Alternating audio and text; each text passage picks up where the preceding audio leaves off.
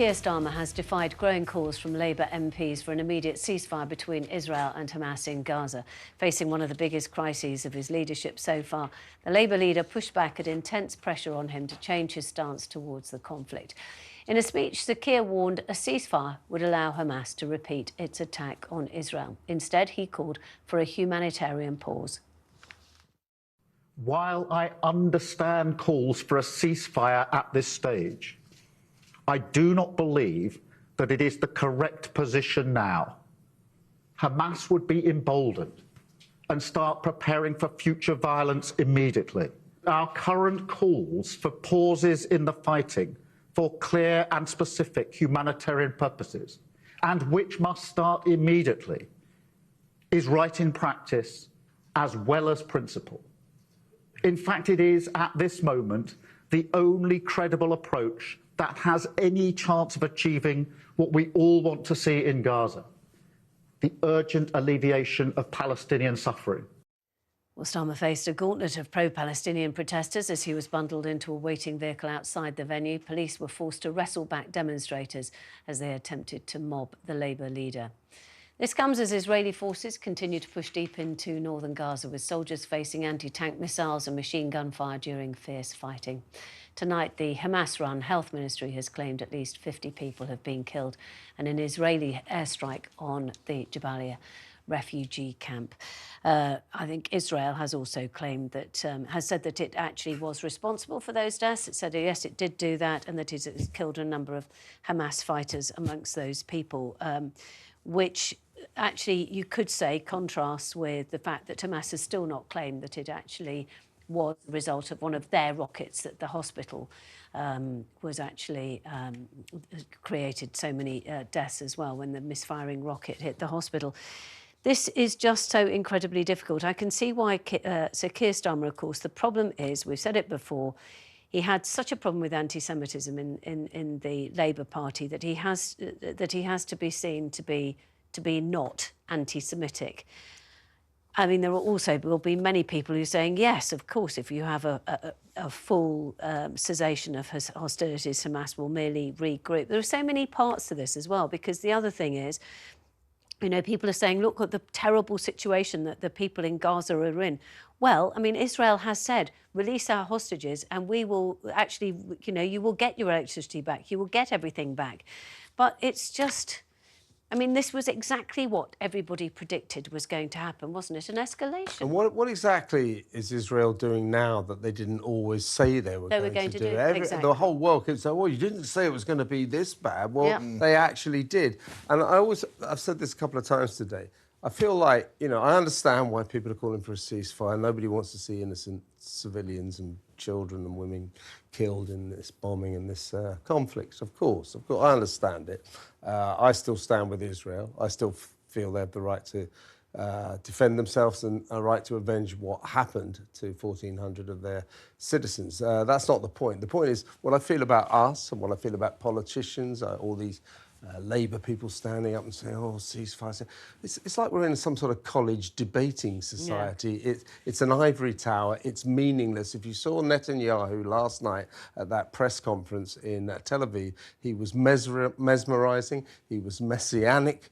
He said, this is my responsibility. He is not going to call a ceasefire in a month of Sundays. No. And just to get back to Keir Starmer, how dare you? How dare you not have the guts to say, I stick by what I said. I do not think we should have a ceasefire, but I do think we should have a humanitarian pause. Yeah. That's the same thing. Linguistic games, this is not the time for that. But I think there are a couple of things which you said which I think are really interesting. First of all, about the leadership that Netanyahu is providing with Israel at this extremely difficult time. And you may or may not like him, you may or may not like their past policies, all of that stuff. However, it's kind of the leadership that we kind of wish that we maybe had in this country, where it's absolutely clear and set out. He will go down as Israel's worst ever prime minister in the wake of all that's your. He's not going to call a ceasefire. Is the point? He's not going to call a ceasefire. However, the important point here is not just what's going on there.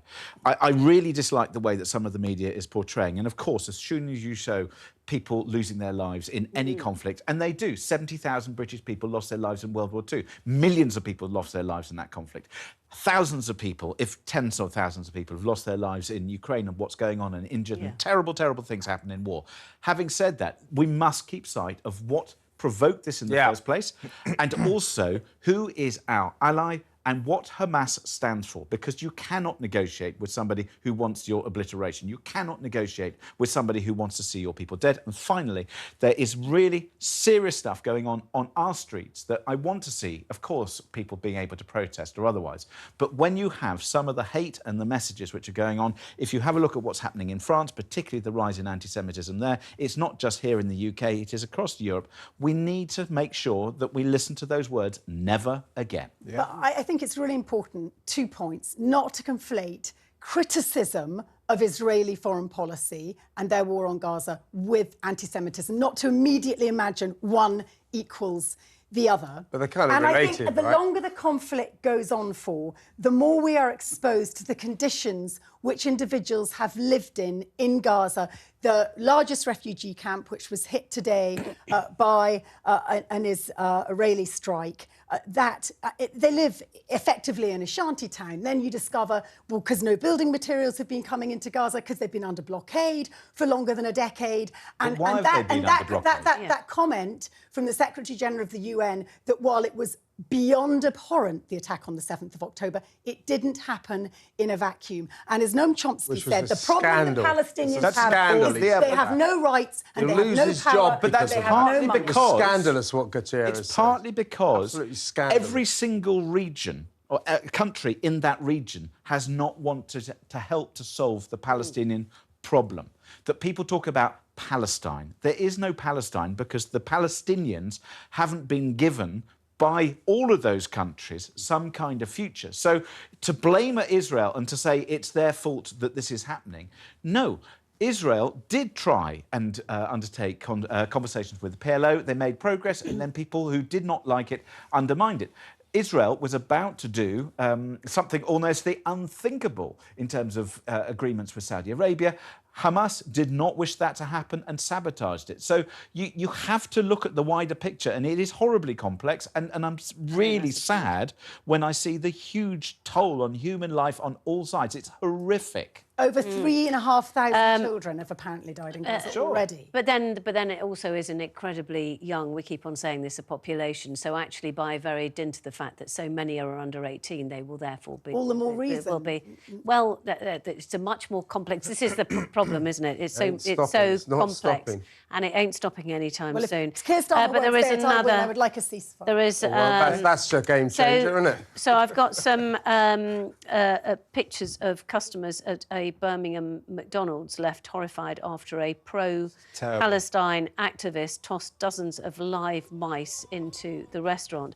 The rodents were painted in the colours of the Palestinian flag, red, green, white and black. And before driving away in his car, the activist repeatedly yelled, "Free effing Palestine, boycott Israel and F Israel." He called for a boycott on McDonald's along with Starbucks and Disney for allegedly supporting Israel. Cruelty to mice, outrageous. Language is almost as bad as Dominic Cummings. It's disgusting, but that makes it... That is not going to win people over. No. To the Palestinian side. But one thing, when we keep saying it's anti-Semitic, that goes for anyone who speaks Hebrew, Aramaic or Arabic. It's not just against Israelis. And whilst I think Starmer is weak, if he wants to stick to his guns and say, we're not doing a ceasefire, then stick to it. Yeah. But that's what he should be doing. Stick to it and stick to your guns. I don't agree with him, personally. I don't agree with him. But he should stick to his guns and show that he's an actual true leader instead of flip-flopping. You think he should change his mind? Or No. I don't think he should change his mind. I think if that's what he believes, then he should certainly go with that. I think that Israel, as sophisticated as their army is, I think they could be more targeted and there'd be less civilian casualties. That's what I think they could do, rather than indiscriminately, it feels, carpet bombing.